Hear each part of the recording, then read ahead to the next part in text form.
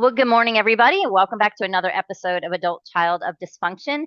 Today we have with us Faith Ashenden, and she is going to be telling us all about something that we talk about all the time on here, but we're going to actually be breaking it down in layman's terms because it's what she specializes in. And that is the connection between the nervous system and chronic illness, especially for those people who grow up in constant dysfunction. Our bodies learn that survival before safety method, I guess you could call it. And sometimes now, as adults, we're suffering all of these symptoms and we just don't understand. So, Faith is going to help us break it down so we can understand it pretty easily. So, welcome, Faith. Thank you so much for having me. Yeah, you're very welcome. So, we all have a story, we all have a past, obviously, which is what gets us into this learning curve and often healing realm. So, tell us about how you realized your nervous system was in trouble or what led you to doing this kind of work, honestly. Yeah. Well, it was my story and my journey that thrust me from corporate America into what I do today, which is coaching in this space, specifically with women with chronic conditions. I had a slew of autoimmune conditions. So I started with my first diagnosis in university, and then I just started collecting them. And it wasn't until I was bedridden and unable to work and just my life was completely stalled that I really started to dig into the mind body connection and specifically the impact that our nervous system has on our physiology. And really learning, like, where did I learn these behaviors and why is this my default state?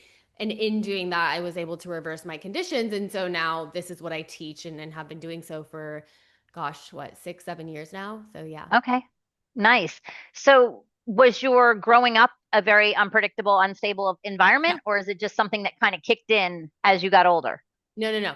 Growing up was incredibly unstable and unpredictable, which was my baseline was a learned baseline and not something I think that like you think about when you're young because it's normal to you. And I think it takes like getting out of it and realizing often your body screams at you first that it is as long as you stay in what's familiar, which is how you were raised, you physically can't heal. And so it's so much more than the symptoms. Like for me, the deeper work was okay, what's actually going on? What's actually my default response? And how is this impacting my physiology? And that was the key to me getting to where I am now. And I mean, that's difficult work. It's much more difficult than, oh, I have a symptom, I can just treat that symptom. Do you know what I mean? Right. But at the end of the day, when we're masking symptoms and we're putting band-aids on things like high blood pressure or Mm, joint problems, which is inflammation, which is from cortisol, like people don't understand that you can only mask so many symptoms. And I don't know about you, I am not a huge fan of any kind of medicine if I can help it. Now, mm, there's a time and a place for medicine. I tell people I had a stroke last January and I was more than happy to get the medicine that they injected into me that broke open the clot so that I could actually feel my left side again. Like mm. I was like, Yeah, of you course. know, but after that, it's like, okay, let's figure out what we can do naturally. So, do you mind if I ask what some of those diagnoses were? Because I Of think course. some of our listeners are going to be like, oh, yeah, oh, yeah. Yeah, so the first one was Graves' disease, and I would say this is the most serious one. So it's an autoimmune condition that affects the thyroid. And so this is kind of like the opposite of Hashimoto's. A lot of people have heard of Hashimoto's. It's a little bit more common, and it's quite serious, whereas Hashimoto's you can sort of, I don't want to say you can live with, but the symptoms are slightly more mild. Graves' disease is a very serious condition and absolutely cannot be left untreated. So I was quite sick, and this is my first time where I had to take a gap year, as they say, from university because I was just completely bedridden at such a young age. And it took a long time to figure it out. Um, and then I ended up taking medications and what have you and getting back to school. And at the time, I'm what, 21. I'm not questioning like, why is this happening? Of course, I'm just like, Yeah. oh, this is annoying, but what can I do to get back to class? And then as I get older and join corporate America, like you said, I was just existing on like I have a picture that I share with my students. I have like 13 prescriptions in front of me. Like I was truly like on so many drugs, I say pharmaceuticals, right? Like to just get through the day because that was the solution that they had for me. And then they gave me a diagnosis of IBS. And I think a lot of women, unfortunately, struggle with this. And so they didn't really have an explanation as to why my gut was so off. And so that's when I started like not being able to eat very many things, like a highly restrictive diet, due to like severe reactions to everything. And they just said, well, it's IBS, so that's your deal now, deal with it. And then I started having like passing out episodes, dysautonomia type heart rate issues, and they said, oh, we think it might be POTS. So I was wearing a heart monitor, and they said, you need to have these beta blockers and adding all this stuff on, right? So here I was, heart monitor, and then I had like my blood pressure monitor, and I had all these pills. I was really young. I had crippling anxiety because of all of the symptoms, and it got to the point where I couldn't work. So I had to leave my job, which I was sort of hanging on by a thread as it was. And they just said, you're gonna have to manage this. Chronic is for life. And that's what thrust me into, well, I mean, it can't just be the end of my life now. Do you know what I mean? Like I'm only just getting started, All right. and I have aspirations, and I want to like live. And so that's what thrust me into this. Awesome. And it just gave me chills when you just said those words. Chronic is for life. Mm-hmm. And I mean, literally, it literally gave me goosebumps all over my legs I know, but because that's what you're told. I mean, and that's what I'm saying. That's exactly what you're told. And even going back, and I know we're going to get more into this, but um, just as a basis, I don't know if you've ever heard of them, but I do like a bioresonance voice scan that Mm. does like 171,000 different frequencies in your body, and it tests for imbalances. And I have a lot of people that will show up for like thyroid markers and like the pathway going into the thyroid and the meridian going into the thyroid and the chakras, like all of that around that area. And they'll say, but I haven't been diagnosed. And you made a perfect point before when you said, but your body talks before it screams, or like your body whispers. And there's a path of when your thyroid actually gets affected, and it's not in the beginning of the path. It's No. it's after all the chronic stress and all of that, and then the adrenals, and then it's your thyroid. So like I tell people, if you have a thyroid marker showing up on this voice scan, quick figure out how to regulate everything else to calm everything else down, because your thyroid messes with every single system in your body. Big time. Big Yeah, time. talk a little bit about the thyroid, because I'm sure with being diagnosed with Graves, you learned a lot and did a lot of research. Well, it's funny because they struggled to diagnose me for almost a year. So I was going, and it's sort of the same story you hear a lot, especially with young women, where you're going to the doctor and they're saying, oh, it's anxiety, because that was a huge symptom of mine, right? Like my heart was at 181 per minute, which is Hi. crazy. But they think, oh, you're anxious, right? You need to be on antidepressants. And I was losing a ton of weight. And I just, again, I'm like a young girl, and I'm like, oh, this is a bit of a result. I guess I just have a fast metabolism now. But it was getting really, really, really dangerous. And I think when it's a low thyroid, you start to gain weight, your metabolism slows down. When it's a high thyroid, like me, you lose weight really quickly. And I was really, really hungry. I was always sweating.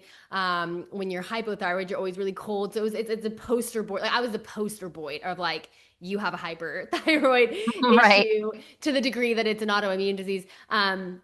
And then I would go into this thing called thyroid storm, which is very, very dangerous, where like it would just be like an adrenaline, like an adrenal storm inside your body, where you would to the point of having to get like tranquilized to like calm it all down. And all of these are symptoms of just super, super hyper. Like you can be hyper and then you can have Graves, which is like where I was, which is like the worst case scenario of autoimmune thyroid conditions. So I was experiencing that for about a year, but the symptoms are very similar to anxiety. If you think about like just a ton of adrenaline to some degree. Um, and it was a year before I even got the diagnosis to understand what was actually going on in my body, and then getting on all the medications at the time. So it was incredible. It was incredibly challenging. It was the most challenging of all of the like physical symptoms I've dealt with. Oh, I can't even imagine. Well, I had a friend at work, and she's, I think, 27, and she was getting well, she was getting anxious, and she was getting depressed, and she was having these anxiety attacks. And she ended up going to the doctor, and without even like a second opinion, without anything, they gave her a shot that literally disintegrated her thyroid in about 3 months. And then they said, you're basically going to pee your thyroid out. Oh, wow. And so she's now on medicine for the rest of her life because she has no thyroid, and she's like 28 now. And Mm. I say to her all the time because she knows what I do, and I used to help her through her panic attacks. But I'm like, which came first, the chicken or the egg? I used to say Mm. to her, and then when she had her thyroid out, she says now, I mean, she's like, God, I wish I had done some research Well, because I feel like it was so quick. It literally, like, she was in the hospital for 2 days and her thyroid was out in a week. Like, the shot wow. was in a week. So it was just, oh, you've got this crazy thyroid and it's doing this, this, this, this. So we're going to take it out and then we're going to medicate for all these things. And now it is chronic because now she has no organs. She, Yeah. Wow. Gosh, I've never even heard of that. That's it, yeah, wild that you could do that. Okay. Yeah. Well, there you go. And I mean, a lot of women have thyroid issues. It's not uncommon. And, yeah. So, like I said, mine was one of the more extreme ones, but and it's for me, I say it's common. I work with women with chronic illness. So when the thyroid issue comes through for us, it's very, very common.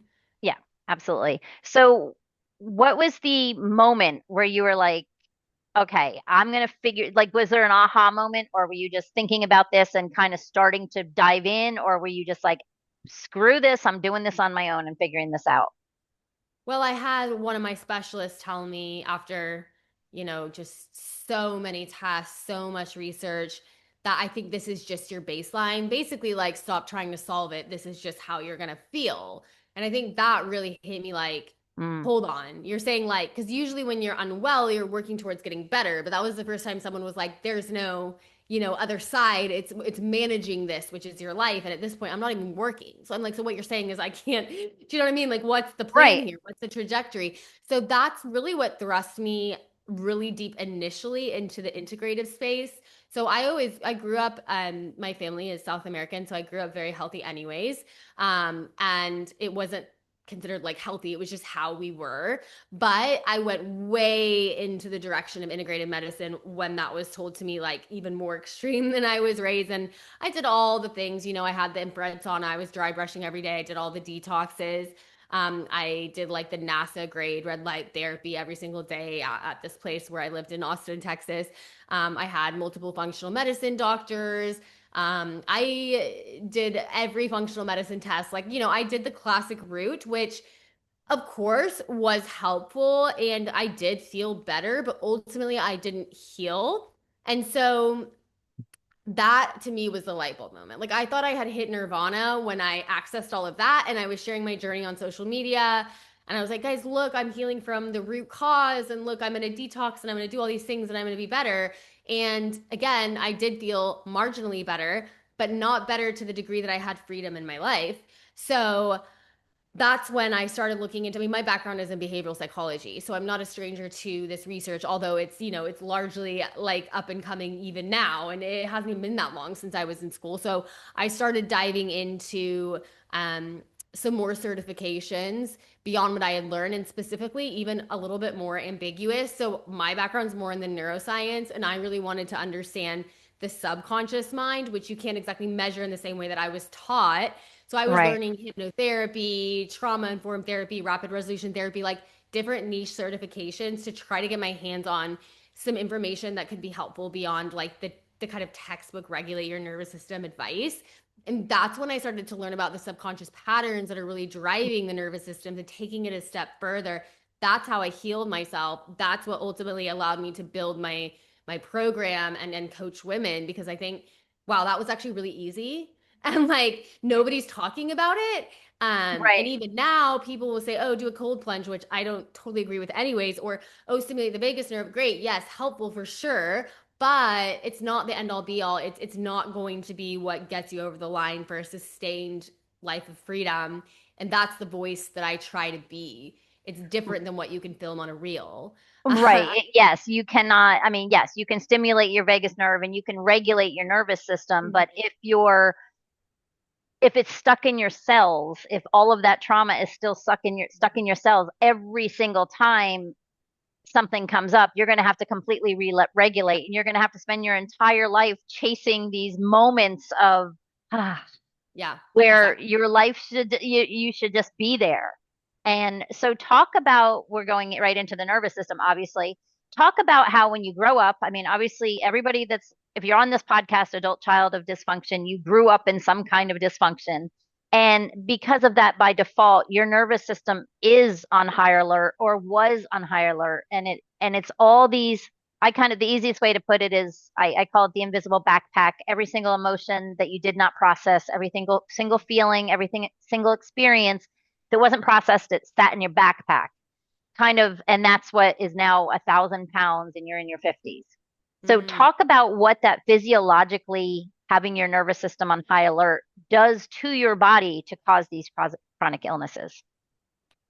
Gosh, that's a big In question. layman's terms, like I mean, I Like, know we could be here all day on that one, but yeah, in general, I think I like to look at it like, okay, so the women, this is how I teach it and how it makes sense for my brain. The people that I'm working with, we break up the initial like introduction, right? Everyone has a chronic illness, and this is written from my experience by trauma responses. Your trauma responses that you think are your personality are what's driving your chronic illness. It's not your personality. It's from the past, right? So you might say you're a perfectionist, type A. These were mine. Perfectionism, type A, controlling, and I like to say that I'm recovering even to this day, but it is extremely challenging because this is how I spent my childhood, right? And so I learned that if I control every situation and I'm the best of everyone, and then nothing bad can happen to me. That was the best chance I had at protecting myself.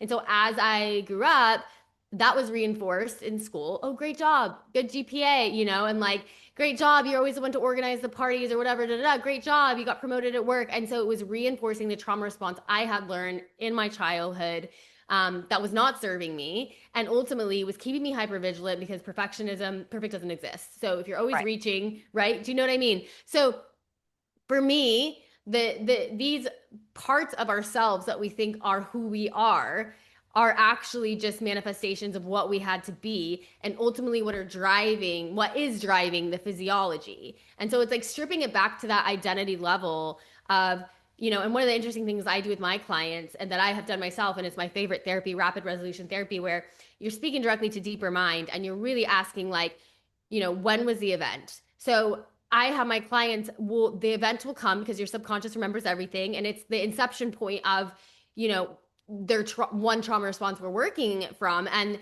yes, there will be lots of reinforcements throughout, but the inception point of that trauma, being able to release that in a way where you're not actually having to talk through it and re-experience it, is incredibly powerful.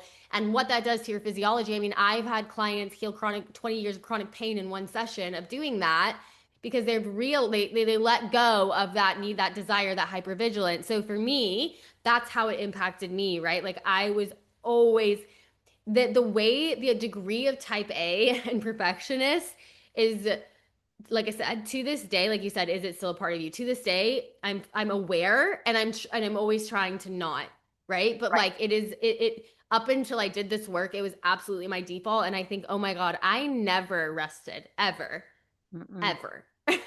No, yeah, I get it. I totally get it. It's kind of like the people pleasing. I remember saying to someone one time, "Have you ever in your life stood up for yourself?" And she was like 60 years old, and she said, "No, never, Mhm. not once." And it didn't matter what the boundary was, if it was it was the same thing. She said, I am so wired to just give whatever people need quickly to avoid confrontation. And I was like, "You want to fight?" I mean, literally, I was like, "You have got to say no." Like, and so we started small, of course, but it's so wired, like you said, that perfectionism is so wired, so deep. Mhm. Yeah. Exactly. But to be able to, so your perfectionism led to all of this stuff because what, talk about physiologically, like what that stressor on the nervous system does, like, if that makes sense. Yeah. So, I mean, I think, especially in cases of like type A perfectionists, which when you see women with chronic illness is often the case, um, you know, this, like I said earlier, perfect isn't possible. And so when Right. you're striving for that, you never achieve it. So if you think of the word striving, right, it's a verb, which means you're always working towards something. You're never just at this, where you want to be and able to rest. So what does that mean? The nervous system is doing a job. So it's in the survival state, that sympathetic dominant state. Sympathetic is great sometimes. Like, yes, if you're working out, if you need to be like at a meeting at work, whatever, like there's it's functional. And no organism in nature can survive if they're always in a sympathetic state or they're very sympathetic dominant. And that's what I was, because I was in that mindset all of the time. Subconsciously, it was a protective mechanism, but consciously, I was like, oh, I'm just doing what I do. This is me. And I'm like, just, I work harder than everyone else. And so then what starts to happen to the body is it breaks down because we weren't designed to live that way, you know? And I say this to my students all the time, like, you do just start to break down. Like, and that's just it. You literally did not evolve to live this way. And it just, like it slowly starts to deteriorate. And I think that, like you said, it's whispers at first, mentally, emotionally, and physically. And then the body starts to yell. And we see that with chronic symptoms. And then it becomes a little bit sticky because then we see the changes in the brain. So then you're Right. trying to heal, these symptoms, and a lot of them are neuroplastic at this point because the brain has already changed. And it's very confusing because you're between like, why is this not working for me? I have these neuroplastic symptoms, and then I have the root cause of why this happened in the first place. And you really need to take a multi-pronged approach beyond what you're just doing physically to heal yourself. Yes, absolutely. And some of the symptoms, I mean, you brought up a couple of them. It's the thyroid, it's the autoimmune, it's gut issues. That is a huge one. I mean, there's so much science about the gut brain axis, and that your gut is your second brain. So Mhm. things, they say that when you get bad news, you get a gut punch or you feel it Mhm. in your gut. I mean, that is where it starts, and then it goes to your brain. So thinking about that, guys, if you're out there listening, how many times have you felt something in your body before you even processed that something bad happened? I mean, so I was 18, went to the doctor because I was vomiting blood. They never said, what was your home life like for the last 18 years? They gave me medicine and said, oh, you have bleeding ulcers, and if we can't clear it up, we're going to do surgery and patch them. But so what did I do? I took 15 Tums for 15 years. I took like 10 or 12, the equivalent of I think 72 Tums a day or something like it. It was crazy how much I Wow. was taking. And so what did that do though? That messed up every other system in my body because now I wasn't producing the correct stomach acids. And so that was messing up my digestion, which messed up my colon, which messed up my blah. So it is a snowball effect. And at the end of the day, like if you could just, like you said, get to the root and find out what is keeping your nervous system in that hypervigilance, you'll be able to heal. Your body will be able to take that 10 a.m. or 10 p.m. to 2 a.m. and actually rest Yeah. instead of that being your biggest cortisol spike of the day. 100%. 100%. Yeah. So, what are some tricks that you have for some people that if they kind of know, okay, things are getting a little crazy now, I'm starting to get really bad brain fog and I'm starting to maybe get some like dizzy spells. What are some of those things, like symptoms that you see coming on first with your patients? Um, Fatigue, digestion issues, anxiety, like you said, dizzy and brain fog, and or unexplained pain, Okay. in that order. So I work with a lot of clients who are coming without a diagnosis and have those chronic symptoms before the diagnosis part, or they've had those symptoms for 20 years and they still don't have a diagnosis, which again, to me, it doesn't matter if you have a diagnosis or not, because you're still having the very real experience, and the diagnosis doesn't change, unless it's something you're born with, like cystic fibrosis. If it's something you've developed, it doesn't change that the approach we take with this kind of work. Exactly. And what is beside you do the rapid resolution therapy? Is that one of your main modules that or modalities that you use? I don't know why I said modules. Well, that is something that I like to dabble in, but actually I wrote the curriculum that I teach. So because I have a very interesting and unique approach, right? Like my background is in neuroscience. I'm very interested in starting with the neuroscience because I think it's really important to get the brain on board, especially because a Yeah, lot of the women I work with, right? Like if you're talking about chronic illness, it's likely burnout. It's likely high achieving, highly intelligent women. And that's absolutely who my client is. And so I say, hey, let's start with the science. Let me explain to you chemical messengers and how every cell is listening and how you literally manifest with your thoughts, right? Like you're manifesting a neurochemical and hormonal reaction within the body through thought alone. So let's explain the science. Then once I have the buy-in, I go into the deeper mind, like my favorite part of it, which is the subconscious mind. we can't measure it, but here's how we can sort of measure the impact on our physiology. When I go into the deeper mind work, I like to dabble in hypnosis, rapid resolution therapy, but it's not my primary methodology. The curriculum in and of itself is what I wrote based off my education. And it's very fun for me. Like I love to play with the exercises, and obviously I've had quite a few students, and we get amazing results. So I'm always like, how can I make it better? What can we do faster? Like, but I do love rapid resolution therapy, and it's by Dr. John Connolly, who works primarily with CPTSD patients. And so we're talking about 9/11 victims, sex trafficking, and I learned from him directly, and I've watched his work, and his whole basis of his work is, you don't have to talk through it all and relive it and re-traumatize to heal. And he created this modality where you speak directly to the deeper mind, metaphorically and in images, to release the trauma. And I became obsessed with it. So I got certified, and I learned from him. You buy his program, you can, watch him, you can watch all his recordings, and I play around with it in my program specifically for chronic illness. Because to me, if you have a chronic illness, I relate it to CPTSD. To wake up every day Yeah, unwell, it's not even what got you there. Let's, not even considering the trauma that got you there in the first place. It is a trauma to wake up every day unwell with no end in sight. And so I use that, logic, if you will, and kind of the right. crux of why we're teaching that way to support my students, because I completely agree with that. Yeah, oh, absolutely. And the CPTSD, I mean, everybody thinks of PTSD as like war. And then the complex PTSD, which so many adult children of alcoholics have, Mhm. because like I think about it and I'm like, I was literally at war every single day of my Yeah. life. Yeah. So when people say, oh no, it was just you just grew up and that was rough. Well, yeah, but my little brain at the time, every little thing, first of all, was very big, Hmm. and nothing, not a thing ever got resolved and got co-regulated and sent out of my body.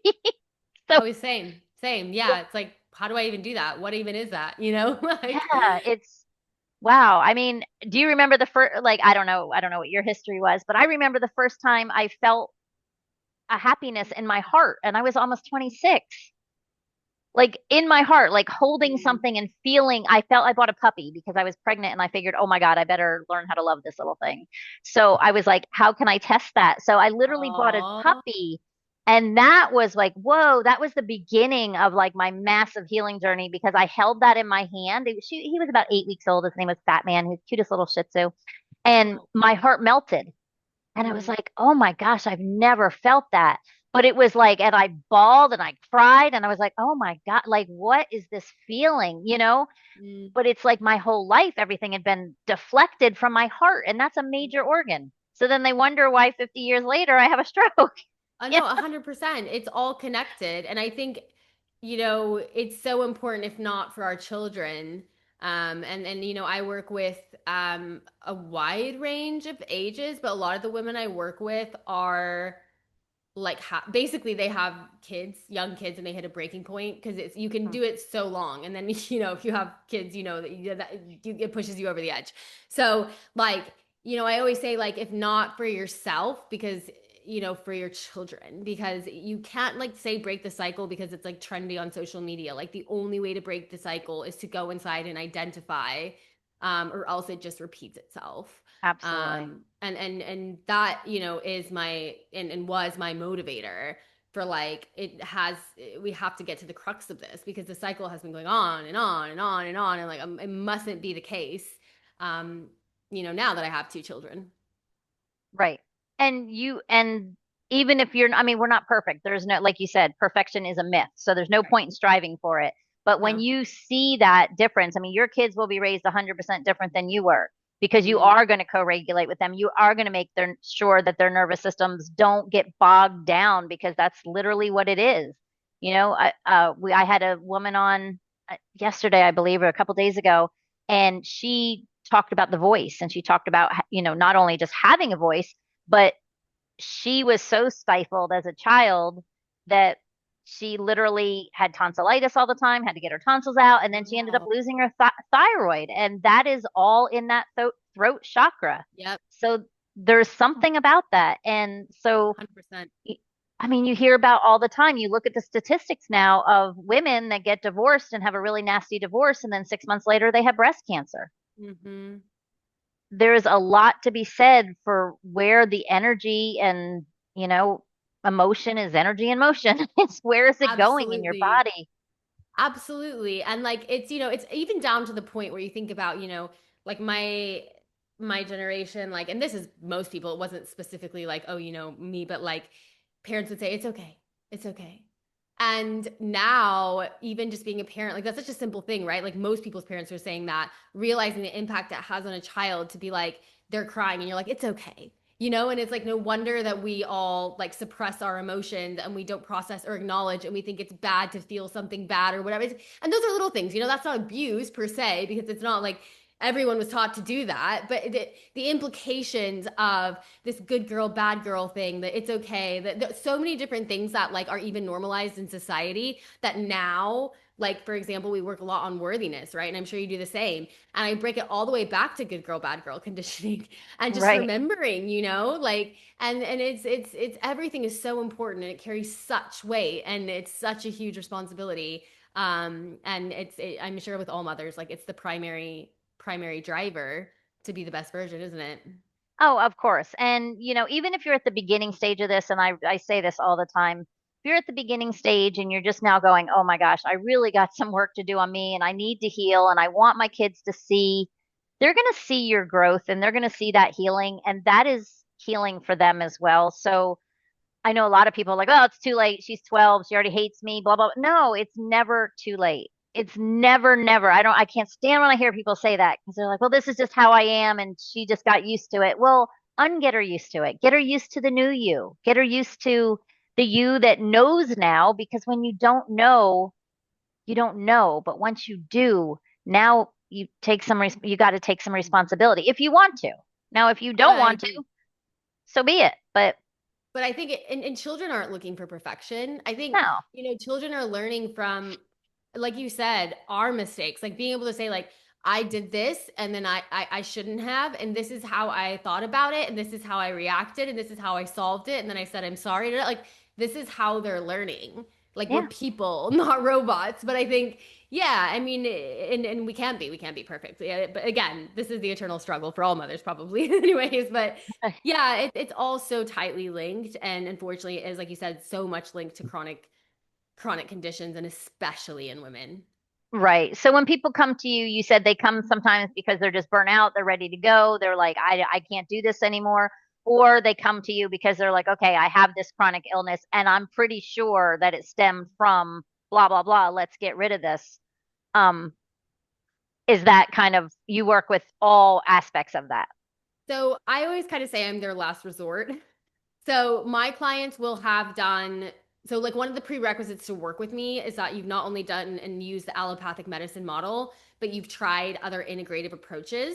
So I wouldn't have someone come to me if they haven't used some sort of functional doctor and done something. Because if you haven't addressed your diet, if you haven't addressed kind of the lower hanging fruit, then I Right. can't ethically tell you, this is probably the case. But if you come to me and you're like, I've done all these functional tests, I did, this energy work, so I did my Reiki and I do my chiropractic work and acupuncture. Okay, so you've tried, and now we have these neuroplastic symptoms. Let's get to the root of what's going on. I agree with that. And I think that not even just the last resort, but the missing link. Yeah, that's a better I way, think better branding. yeah, right. But I mean, yeah, because that's everybody. I hear that all the time. I've done that. I've done 11 years of therapy. I've done Reiki. Mhm. I've done this. I've done this. I've done that. I've done this. And I still am waking up at 3 in the morning and sabotaging and berating myself. And first thing I always say, and I think you probably do too, is I mean, we have to use the brain, obviously, because that's a big part of it, but get out of your mind for just a minute and start questioning the body and Mhm. start looking to the body first. And even if you reverse engineer it, like, okay, I feel these symptoms, let's start working on that. Maybe you never even get the chronic diagnosis. I could not agree more. Feelings are the language of the body. Your body doesn't speak English. So physically and emotionally, right? Like your body can only scream at you that way. So if your body's trying to tell you something, it's not that your body is not working the way it should. Your body's trying to indicate where should you be directing your attention, what needs your attention. And this mind body connection, the idea, that we can actually interpret that relies on the fact that we have a connection between the mind and body. So if the narrative is my body is broken, it's working against me, there's no ability to listen to what the body is saying.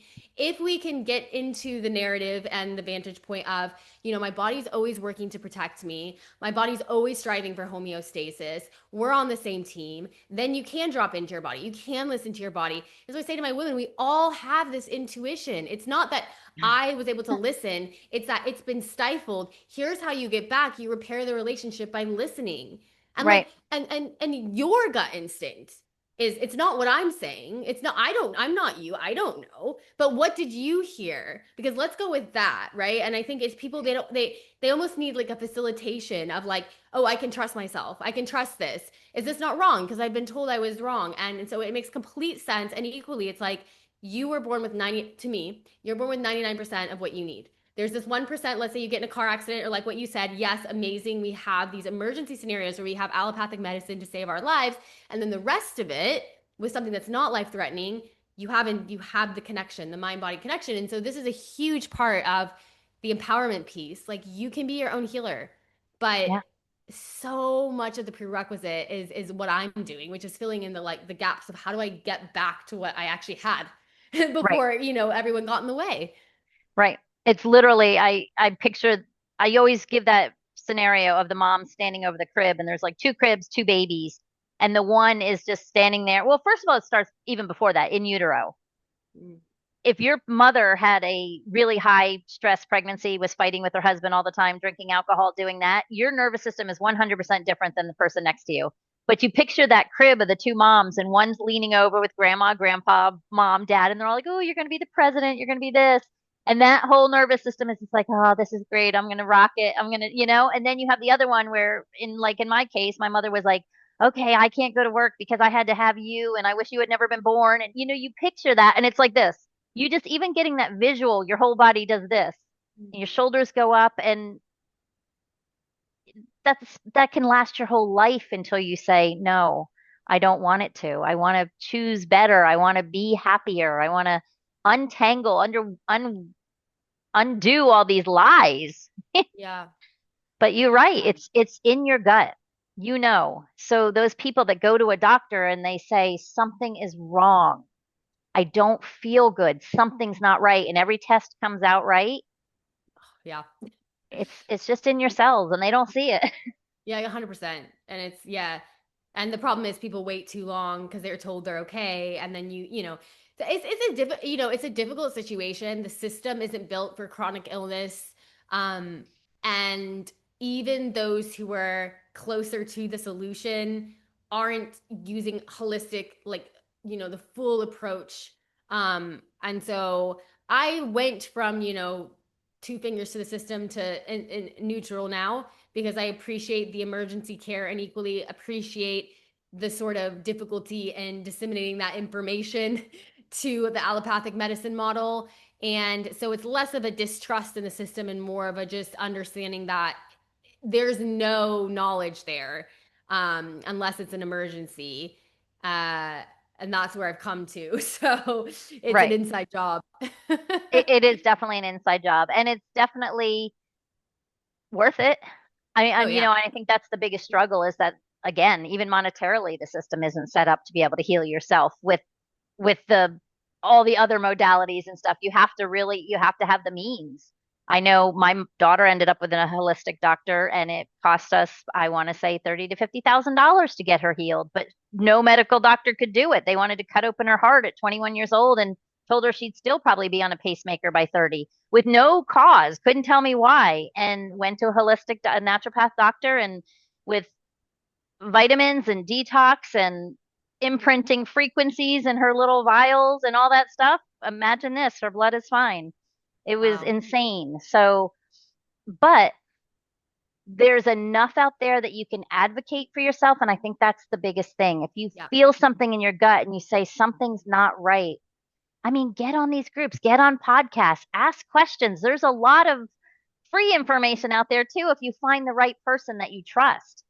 Or, not everybody is going to charge you $50,000 to run a couple lab tests, the right ones. No. And there, you're absolutely right. There is a lot of free information. Like I say to my team, we give out free information every single day. And I think like not everybody, like in this industry, like there's a lot of people and they're like, I only have an offering and that's it. Like there's so much there's infinite knowledge, right? I'm not gatekeeping knowledge. So Right, I give right. out, obviously I'm not facilitating like trauma work for free because that's within my closely observed containers. But outside of that, like, I am an open book. I give out as much free information as possible. And I think more people are starting to do that.